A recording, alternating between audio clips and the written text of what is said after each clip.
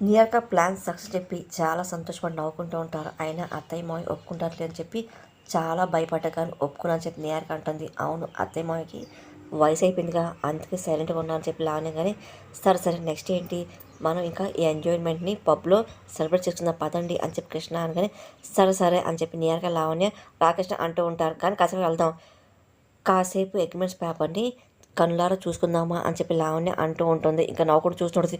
కొన్ని సంవత్సరాల నుండి సాల్వ్ కాలేదు, ఇంకా 3 నెలల్లో సాల్వ్ అవుతుంది, ఆస్తి పెంపకాలు జరుగుతున్నాయి కదా, అందరు హ్యాపీగా ఉండొచ్చు అని చెప్పి లావణ్య సంతోషపడుతూ కానీ రాకేష్ డౌట్లో పడుతూ ఉంటాడు.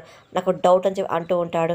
ఏంటి బావగారు నేఆర్ కాగానే ఒకవేళ ఆవని పట్టు వదలని విక్రమార్కుల ప్రయత్నం చేసి తన కూతురు గురించి తెలుసుకుందనుకో అప్పుడు ఎలా అని చెప్పి రాకేష్ డౌట్ పడుతూ ఉంటాడు. ఏముంది మళ్ళీ స్టార్ట్ అని చెప్పి లావణ్యంగానే అన్నయ్య ఏ కాసేపు సంతోషంగా ఉండేవా, లేనిపోని డౌట్లు నీకెందుకు అని చెప్పి కృష్ణ అరుస్తూ ఉంటాడు. అరే అది కాదురా, కిడించి మెడిచిమంటారు కదరా, అందుకే పెద్దవాళ్ళు చెప్పారు అని చెప్పి రాకేష్ మాటలకి అలా అన్నవాళ్ళు పెద్దవాళ్ళు ఎప్పుడు చచ్చిపోయారు, అయినా సామెతలు ఎందుకు చచ్చిపోయాగా అని కృష్ణ అనగానే ఇదిగో సామెతలు సారాంశాలు పద్యాలు దాని తాత్పర్యాలన్నీ ఎప్పటికీ చనిపోవరా, అవి రాసిన వాళ్ళు చచ్చిపోతారు తప్ప రాకేష్ మాటలకి అయినా బాగా ఆలోచించనుకో, రాకేష్ చెప్పినవి కూడా చాలా విలువైందిగా, అయినా ఆ పిల్ల మనకి బతుకుందనుకో దరిద్రంలో దాపరిస్తే ఏంటి మన పరిస్థితి అని చెప్పి లావణ్య అనగానే అవునక్క నేను ఆ విషయం ఆలోచిస్తున్నా అని చెప్పి నేర్క్ అనగానే ఇదిగో అవని కూతురు ఎంటర్ అయిందనుకో జూనియర్ వేదవతి ఎంటర్ అయినట్టే అని చెప్పి లావణ్య అనగానే నేహార్ కృష్ణ టెన్షన్ పడుతూ ఉంటారు.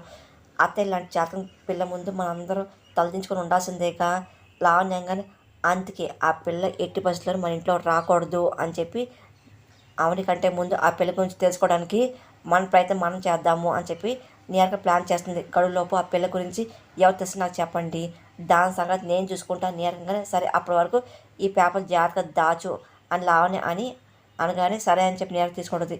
ఇంకా లావణ్య రాకేష్ వెళ్ళిపోతుంటారు. బంగారం నాది ఒక చిన్న డౌటు, తెలిస్తే ఏం చేస్తావు అని కృష్ణ కానీ ఇంకేముంది చంపేస్తా అని చెప్పి నియర్గా అంటది. ఆ మాటని కృష్ణ షాక్ అయిపోతుంటాడు. నా చేతులు నేనే చంపేస్తా అని చెప్పి నియర్గా అంటాడు. కృష్ణ ఇంకా భయపడి చూస్తూ ఉంటాడు. ఇంకా అవని శ్రీకాంత్ అదే పని చాలా టెన్షన్ పడుతూ ఉంటారు. ఒంటరి కూర్చుంటారు. అప్పుడు పెద్దగా చూసి వస్తూ ఉంటాడు. ప్రతి విషయం నువ్వు చాలా నిదానంగా ఉంటావు కదమ్మా, మరి ఎందుకు తొందరపడి సంతకం చేసావు అని పెద్దరాజు అడుగుతూ ఉంటాడు. నేను కావచ్చు రెచ్చగొట్టింది అంతా చేసింది చెప్పి క్లియర్గా అర్థమవుతుంది కదా, ఏ అసలు అగ్రిమెంట్లు ఏం రాసిందో కూడా చదవకుండా సంతకాలు చేశారు ఏంటి పెద్దరాజు మాటలకి అయినా నీకు పెద్ద సర్పంచ్ చెప్పి నాకు తెలుసు, మేము చదవకుండా సంతకం చేసి చెప్పి నాకు కూడా తెలుసు బావా అని శ్రీకర్ బాధపడుతూ చెప్తూ ఉంటాడు. ఆవిడ ముందడుగు వేసింది అందుకే నేను వేయాల్సి వచ్చింది అని శ్రీకర్ అనగానే ఇదిగో చూడు వెనక ముందు చూసుకోకుండా చేస్తే చాలా నష్టం జరుగుతుంది కదమ్మా అని చెప్పి పెద్ద నచ్చే ప్రయత్నం చేస్తూ ఉంటాడు. కానీ అప్పటికి అవును ఇంకా ఏం మాడిపోతుంది ఇప్పుడు పడుతూ ఉంటుంది ఏమని చరణి అన్నీ సిద్ధపడే గరువు కూడాను అని చెప్పి అవును చెప్తూ ఉంటుంది. మా జీవితం అసలు ఇంకా దారి లేదు, అసలు పూల దారి కనపడట్లేదు, అన్ని ముళ్ళదారి భరించి భరించి నేను విసిగిపోయాను అన్నయ్య అని చెప్పి ఈ 90 రోజులు నాకు దొరికిందనుకో విశ్రాంతి నాకు వస్తుంది కదా అని చెప్పి ఆవిని అంటుంటుంది. అదంతా అక్షత వచ్చి అన్ని వింటూడదు. 90 రోజులు దాటి తర్వాత దొరికినా పర్లేదు, బావని కూతురు తీసుకొని ఇటే నేను వెళ్ళిపోతా అని చెప్పి ఇంకా ఆవిని చెప్తూ ఉంటుంది. ఆస్తులు లేకపోయినా ప్రేమతో మేము బతుకుతాం కదా, మాకు అవి చాలు ఇంకా ఏమీ వద్దు, అంతస్తు లేకపోయినా మేము ప్రేమతో ఉంటాం అంటాగలతో బతుకుతాం కదా, అవి మాకు చాలు, అయినా కుటుంబ రాజకీయాలు అసలు నాకు వద్దన్నయ్య, అత్తయ్య మాయలు మళ్ళీ మొరగ వచ్చారు కదా అని చెప్పి ఆవిని బాధపడుతూ ఉంటుంది. అయినా కాళ్ళ సర్పం కాళ్ళ పొంది తిరుగుతున్నా సరే ఆయన దాన్నే నమ్ముతున్నారు కదా, ఎన్నిసార్లు హెచ్చరిస్తాము ఎంతకాలం చెప్తాము, ఆయన నాకు కూడా ఓపిక పోతుంది కదా అన్నయ్య అని చెప్పి ఆవిని బాధపడి చెప్తుంది. ఆయన ఎవరి సమస్య వస్తే బయట వాళ్ళు పోరాడతారు, మేము మాత్రం మా కుటుంబంతోనే సమస్యలు ఎదుర్కొంటున్నాం కదా పోరాడుతున్నాం కదా అని చెప్పి అమ్మ నాన్నతో అన్నదమ్ముతో పోరాడుతున్నాము, అవునట్టు మా కూతురు దొరుకుతుంది అనుకో మాకు చాలు ఇంకేం అక్కర్లని శేఖర్ అంటూ ఉంటారు. ఇదిగో మీ పాప దొరికితే మాత్రం సామాన్యులు ఉండదు, మనకు అక్షయ ఉంది కదా బుద్ధిమంతులకు గుణవంతురాలు ఉంటుంది అని చెప్పి పెద్దగా చాలా గొప్పగా చెప్తూ ఉంటాడు. మీకు తెలియకుండా అమ్మవారి పాపను ఒక చోట భద్రంగా దాచే ఉంటుంది అని చెప్పి పెద్ద నమ్మకం చెప్తూ ఉంటాడు. అయినా సరైన టైంలో ఇంటికి వస్తుంది చూడండి, ఇంటి బాధ్యతను తీసుకుంటుంది, మీరు చూస్తూ ఉండండి అని చెప్పి పెద్దగా చాలా సంతోషంగా నమ్మకం చెప్తూ ఉంటాడు. అక్షయ అన్ని మాటలు వింటూ ఉంటుంది. ఆ తర్వాత అక్షయ ఇంకా గుడికి వెళ్తూ ఉంటుంది. పదే పదే ఇంకా అవని మాటలని గుర్తెచ్చుకూడదు, ఇంకా నిహారికతో చేసిన ఛాలెంజ్ గుర్తెచ్చుకూడదు. 90 రోజులు చాలు, ఆ టైంలో నా కూతురిని తెచ్చుకుంటాను, లేకపోతే ఆస్తి అంతస్తులు ముక్కుపొడక అన్ని మిస్టోన్ చేసుకోండి అని చెప్పి అవని మాట గుర్తెచ్చుకూడదు. అలాగే డాక్యుమెంట్ సంతకం చేసి అన్ని గుర్తెచ్చుకుంటుంది. ఇంకా అలాగే ఆలోచిస్తూ ఇంకా గుడికి వెళ్తూ ఉంటుంది. అప్పుడే తాతయ్య అని చెప్పి అక్షయ్ ఇంకా వాళ్ళ తాతయ్యని పిలుస్తూ ఉంటుంది. ఆగమ్మ ఒక నిమిషం అర్చన చేస్తాను అని చెప్పి పంతులు గారు లోపలికి వెళ్తూ ఉంటారు. సరే అని చెప్పి అక్షయ్కి వెళ్తూ అక్షయ్ అక్కడ పక్కన ఉన్న బుక్ పెన్ చూస్తూ ఉంటుంది. ఆడికి వెళ్ళి చీటీలు రాస్తూ ఉంటుంది. ఏంటమ్మా అక్షయ్ బాగున్నావా? ఆ ఇంట్లో వాళ్ళందరూ బాగున్నారా? ఆ పెద్దవాడితో బాగా చూసుకుంటున్నారా? చెప్పమ్మా అని చెప్పి అంటూ ఉంటారు. కానీ అక్షయ్ ఏం మాట్లాడు. ఏంటమ్మా ఎందుకు అది తిరుగున్నావు అని చెప్పకుండా ఎందుకు గుడికొచ్చావు? అసలు ఏంటి చెప్పు అని చెప్పి పంతులు అనగానే అందరు బాగున్నా చెప్పేసి గుడికొచ్చిన తాతయ్య. ఆ ఇంట్లో అందరూ నిహారిక ఉంది కదా ఆ రెండో కాళ్ళు, ఆమె వల్ల చాలా గొడవలు వస్తున్నాయని చెప్పి ఆమె వల్ల అవని మేడం చాలా బాధపడుతుంది. కనిపించిన కూతురు గురించి ఇద్దరు చాలా బాధపడుతున్నారు. తమ కూతురు బతుకని చెప్పి నిజం తెలిసింది కదా, వాళ్ళ ఆనందం ఉంది ఎప్పుడు ఎదురుపడుతుందా, చాలా దిగులుగా ఉన్నారు. వాళ్ళ అమ్మ ఏమైందో తెలియదు కదా, అలాగే మా అమ్మ నాన్న ఎవరు నాకు తెలియదు, వాళ్ళ పాపం తెలిసిన మా అమ్మ నాన్న తెలిసిన చాలా బాగుంటుందిగా అని అక్షయ్ అనగానే నువ్వు అడిగే ప్రశ్న సమాధానం అమ్మవారు ఎప్పుడు చెప్పాలో అప్పుడే చెప్తుంది అమ్మ, అంతవరకు ఎదురు చూడాల్సిందే తప్పదు అని చెప్పి కొంతమంది అంటూ ఉంటారు. మనం ప్రయత్నం చేయాలి కదా, ప్రయత్నం చేస్తే ఫలితం ఉంటుంది, అందుకే కొంచెం తొందరగా చూపించని చెప్పి అమ్మని అడుగుదాకు వచ్చా అని చెప్పి అక్షయ్ మాటలు ఏం రాసావమ్మా అని చెప్పి పంతులు అంటూ ఉంటారు. ఇదిగో చదవండి అని చెప్పి అక్షయ్ ఇస్తూ ఉంటుంది. ఇంకా అప్పుడే పంతులు గారు చదువుతూ ఉంటారు. ఆవిడ మేడంకి సీకసారికి తొందరగా వాళ్ళ కూతురు ఎక్కడం తెలియాలి అని చెప్పి రాసిన విషయం చదువుతూ ఉంటాడు. రెండోది ఏంటమ్మా రాసావని చెప్పి అడుగుతూ ఉంటారు. పేపర్ ఇస్తూ ఉంటుంది. మా అమ్మ ఎవరో ఎక్కడుంటారో తెలియదు కదా, తెలియాలి అని చెప్పి పంతులు గారు అనగానే రెండిట్లో ఏం చేయడం సంతోషంగా తాతయ్య అని చెప్పి అక్షత అంటూ ఉంటుంది. నీ చేతిలో చీటిని అమ్మవారి హుండీలో వేయి, అమ్మని వేడుకో తాతయ్య అని చెప్పి అక్షయ అడుగుతుంది. ఇంకా పంతులు ఆలోచన పడుతూ ఉంటారు. మీ మనసుకి ఏమనిపిస్తే చేయండి అని చెప్పి అక్షయంగానే ఇంకా పంతులు ఒక నిమిషం ఆలోచిస్తుంటారు. ఆ రోజు పూజ చేస్తున్నప్పుడు అనుకోకుండా ఆకాశవాణిలోకి వచ్చి ఇదిగో మీరు ఎలాంటి ప్రయత్నం చేయొద్దు, అమ్మవారు చెప్పని విషయాలు అన్నీ గుర్తించుకుంటూ ఉంటాడు. ఆ రోజు ఆకాశవాణిలోకి రాగానే ఇదిగో మీరు అసలు అక్షయ అమ్మనాన్న గురించి ఎలాంటి ప్రయత్నం చేయొద్దు, ఇంకో తన జన్మరాశి దైవ సంకల్పం కదా, మీరు తొందరపడి ఏమైనా తెలుసుకొని ప్రయత్నించారనుకోండి అక్షయ్ వాళ్ళ అమ్మానాన్నకి ప్రాణగండం ఉందని చెప్పేసి ఆ రోజు హెచ్చరించడం మొత్తం అంతా గుర్తెచ్చుకుంటూ ఉంటారు. ఇంకా ఏం మాడిపోతుంటారు. అయినా అమ్మవారు సంకల్పిస్తేనే కదా అక్షయ్ వాళ్ళ అమ్మానాన్న ఎవరో తెలుస్తుంది. అసలు లేదనుకో తల్లికి అక్షయ్ వాళ్ళ ప్రాణగండం ఉంది కదా, అందుకే ఇప్పుడు ఏ ప్రయత్నం చేయకూడదు, అందుకే శ్రీకర్ వాళ్ళ కూతురు దొరకని చెప్పేసి ఆ చీటీ వేస్తాను అని చెప్పి పంతులు అనుకుంటూ ఇంకా చీటీ మడతపడుతూ ఉంటారు. ఇంకా అక్షయ్ అలాగే చూస్తూ ఉంటారు. ఇంకా అక్షయ్ తెలియకుండా ఏదో జరిగింది అని చెప్పేసి అనుకుంటూ హుండీలు ఇంకా చీటీ కూడా సిద్ధమవుతూ ఉంటారు. ఇంకా అలా దేవుడు భారం వేస్తూ ఉంటారు.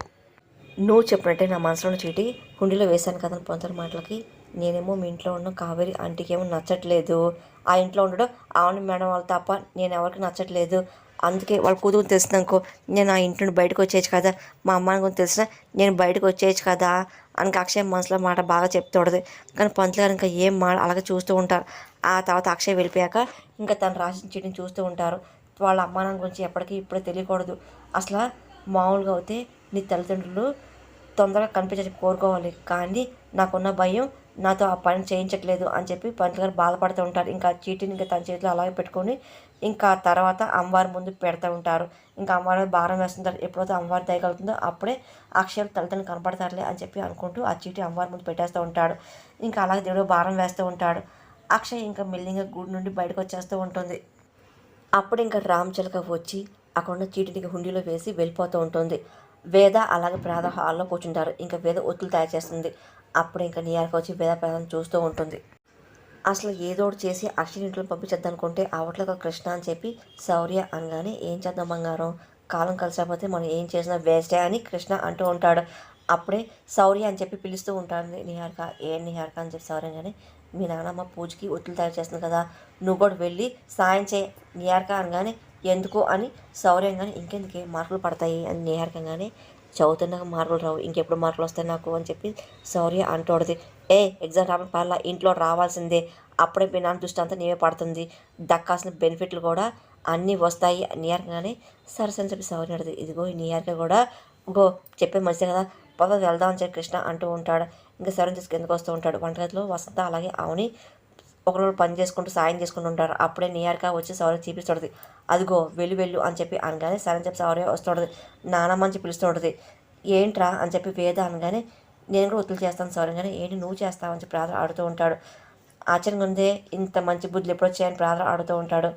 అప్పుడు కృష్ణ సైకిల్ చేస్తూ ఉంటాడు. నిహారిక కృష్ణ హాల్లో వస్తూ ఉంటారు.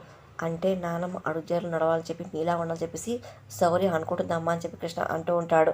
ఇంకా వేద అలాగే చూస్తూ నవ్వుతుంటుంది. అవును ఈ మధ్య శౌర్య ఆచార్య వ్యవహారాలు అన్నీ ఉండిపడుతున్నాయని చెప్పి నిహారికగానే పోన్లే మంచిదేగా మెల్లగా అన్ని నేర్చుకుంటుందిలే, నువ్వు చెయ్యమ్మా అని చెప్పి వేద అంటుంది. అదంతా వంటగదిలో ఉండి వేద వసంత వింటూ ఉంటుంది. నానమ్మలా అవ్వని చెప్పి అస్తమానం ఉంటుంది. అని నీరకంగానే నానమ్మలా అవ్వాలంటే చాలా అర్హతలు కావాలి, ఊరికే అయిపోరు అని పెద్దరాజు అంటూ ఉంటాడు. నీరక చాలా కోపం వస్తుంది. ఇదంతా మీ మెప్పు కోసం తాపత్రలు తప్ప అసలైన భక్తులు లేదు. ఆయన భక్తురాలంటే అక్షయలాగా ఉండాలి అని పెద్దరాజు పొగుడుతూ ఉంటాడు. ఇంకా నీలకృష్ణ చాలా కోపం వస్తూ ఉంటుంది. ఏమయ్యా, ఇంట్లో ఎవరి ప్లాన్ వాళ్ళకు ఉన్నాయి, ఎవరి పంతాలు పోటీలు వాళ్ళకు ఉన్నాయి కదా, ఎవరైనా చూసి నీకెందుకు అని చెప్పి వసంత అరుస్తుంటుంది. పెద్ద సైలెంట్ అయిపోతూ ఉంటాడు. ఇదిగో నీ ఖాళీగా ఉంటే గుడికి వెళ్ళి హరికథ విను, ఇంట్లో ఖాళీగా ఉంటే ఏ రామకోటో శివకోటో రాసుకో, అంతే తప్ప అని తలదించుకో. ఎన్నిసార్లు చెప్పాలి, నీకు అర్థం కాదా ఏంటని వసంత అరుస్తుంది.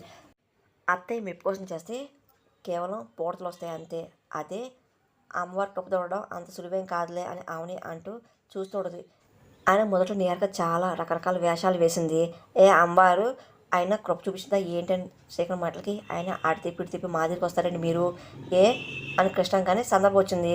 ఒక విషయం చెప్పకుండా అయితే ఉండలేరుగా అని చెప్పేసి పెద్దరాజు అనగానే అత్తగా తర్వాత ఆవిడ తర్వాత పూజలు అడుగుపెట్టేది అక్షయ్ మాత్రమే అని పెద్దరాజు అనమాట. ఒక్కసారిగా అందరు షాక్ అయిపోతూ ఉంటారు. ఇంకా అలాగే చూస్తూ ఉంటారు. ఇంకా ఏం మాడదు నువ్వు అని చెప్పి అక్షయ్ ఎలాగెళ్తుంది, ఆయన వేదాకి అవనికి తప్ప అమ్మవారి గదిలోకి వెళ్ళే అర్హత లేదు, అవకాశం ఉండదు అని ప్రార్థన అంటూ ఉంటాడు. ఇంకా నీలక కృష్ణ షాక్ అయిపోతూ ఉంటారు. ఆయన వేల కోళ్ళకి ఈ సమయం కాదు పెద్దరాజుని వేద అరుస్తూ ఉంటుంది. ఏంటి సంబంధం లేకుండా ఈ విషయం ఎందుకు బయటపెట్టాడు కృష్ణ భయపడుతూ ఉంటాడు. ఆయన అక్షయ్ పూజ గది వెళ్ళడం మేమా చూసాం అనుకున్నాం అంటే పెద్దది కూడా చూసాడు ఏంటి నీలక భయపడుతూ ఉంటుంది. మీరు ఎవరు నమ్మినా నమ్మపోయినా ఇదిగో నా కళ్ళని నేను చూశాను పెద్దరాజు అంటూ ఉంటాడు. ఇంకా వేద ప్రహాదర్శ అందరూ షాక్ అయి చూస్తుంటారు. నియర్గా శ్రీకర్ కూడా ఏం అర్థం కాదు, అసలు ఏం చెప్తాడని చెప్పి పెద్దరాజు చూస్తుంటారు.